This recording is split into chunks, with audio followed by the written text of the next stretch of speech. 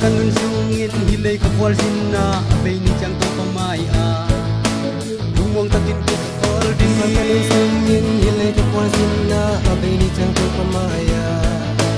Lumong takin ko all di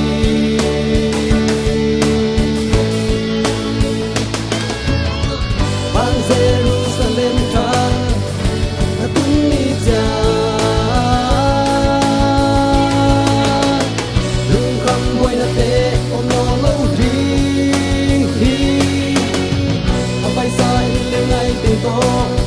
thăng ban tuan ngông con tung mang khổ đêm thiên ngắm dân xin tên mơ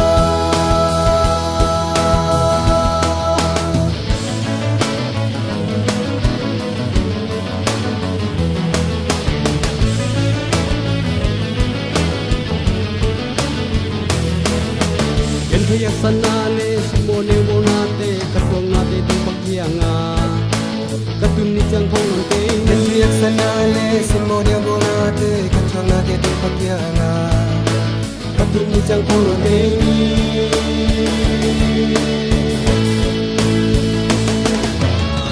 Bang Jerusalem ta katun ni chang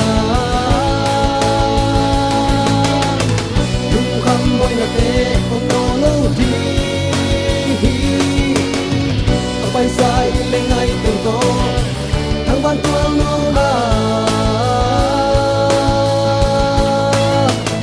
con tung mang không đến đi lòng danh xin tên mơ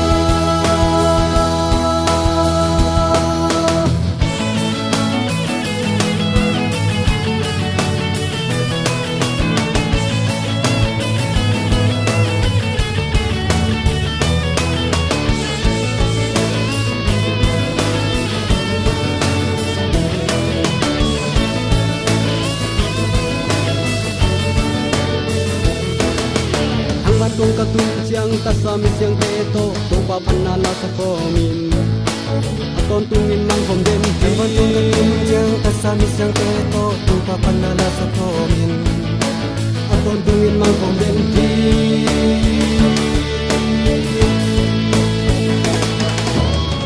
Bang Jerusalem ka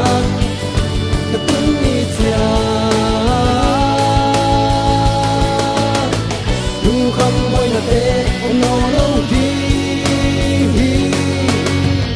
bay xa yêu tên ngay từng tô